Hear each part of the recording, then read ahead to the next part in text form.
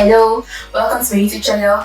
My name is nsonguruawill. I am a Nigerian currently undergoing a master's degree program in France on a fully funded scholarship. So I created this channel with the hope that I'll be able to answer some questions I get asked by friends, such as what are the steps that we should take if we are planning to apply for a scholarship or you are planning to apply for your master's program outside your home country. What are the steps you can take?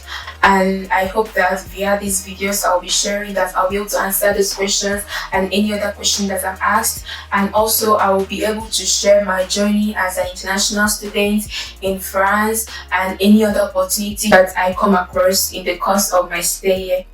Thank you very much. So for today, I'll be sharing the steps that you can take if you plan to further your education outside your home country, both as a self-funded student and as a student on scholarship, either fully funded scholarship or on a partial scholarship, and any other scholarship that you can think of. So the first thing on our list is obtaining international passport. So it's very important that you obtain your international passport if you ever plan on leaving your home country, because your international passport is a means of identification for you in the international space. For Nigeria, we have international passport with validity of 5 years, and I think the new one that is out is valid for 10 years. You can get your international passport at the Nigeria Immigration Service if you go to the state secretariat in your state, or you can as well apply it online and then you go to their office to make your thumbprint. Try to obtain your international passport. Make sure you have it, make sure you have applied for it, either when you're in final year or during your service year. Try and obtain your international passport. So the second thing you should do now is to think of the country you like to study. First of all, you should know what's the grading system they like. You should think of what's the standard of living they like.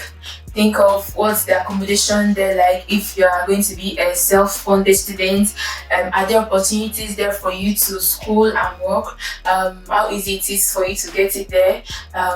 What's the life they like for an international student, the accommodation, and then what's the school fees generally there? And then if you are going for a scholarship, you should keep your options open and not just focus on a particular area, because there are many other opportunities in different places. So you should also think of what are the places they can visit, what's the weather condition like, so you just make sure you're better prepared and know what suits you better and your long-term goals. The third thing that I would like to discuss on is the course of study.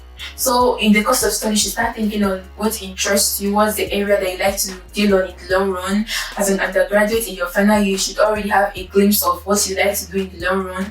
And if you are working and you like to do your masters after that, you should like to know which area that you like to that will give you more skills to better function in the work environment, and then you go into this field. It's also okay if you want to change. For example, me, I did industrial chemistry in my undergraduate, but I ended up doing sustainable industrial engineering. I was actually interested in sustainability and in recycling and waste management, and just like trimming down waste in production processes. So I discovered that doing sustainable industrial engineering is going to afford me the skills to better function in this area of interest that I have. So now, if you have decided which area that interests you, you can simply go online.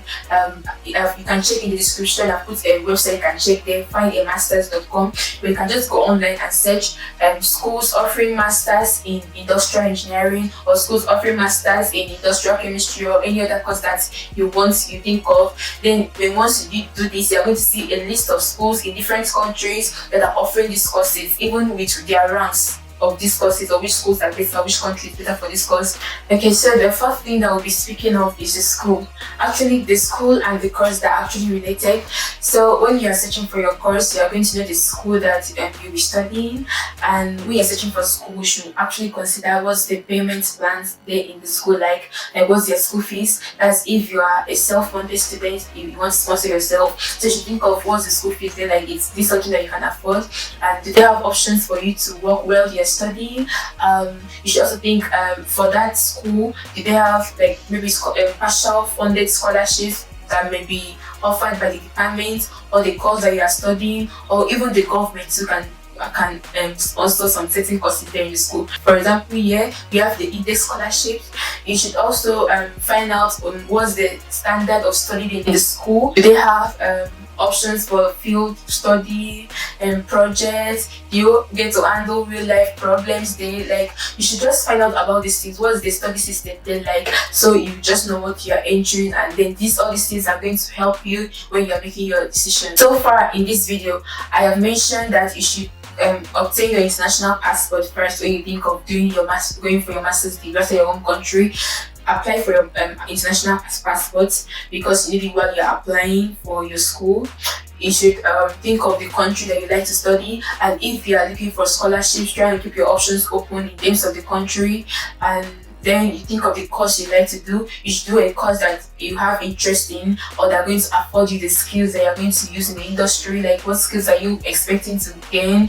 The project management skills. So in this course that you want to study, do they afford you the opportunity to handle projects and like real life projects? Do you have field study and so on? Do you get to interact in terms of your project with companies? You think of the school. In the school, what's the payments plan they like? Do they have scholarships there, like partial scholarships to help in your with your financial burdens? And do they have a work study program? You should just know what's the school like in terms of their standards of education and so on. This will really go a long way in helping you while you are deciding. So guys, last thing we're discussing in this video are the documents that you should have in place if you think of applying for a master's program. The first thing on the list is your transcript. Transcript is very, very paramount, because some schools are going to ask you for your CGPA.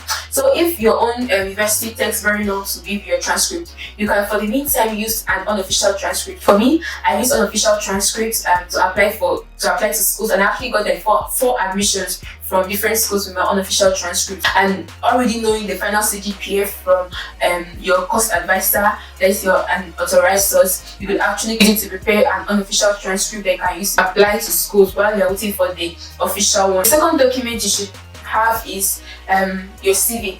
Your CV is very important. Your CV is different from the CV you apply to jobs. This one is called an academic CV. So in academic CV, if you had research, you should put like maybe your research papers there, your publications. You should mention all those things there in your academic CV.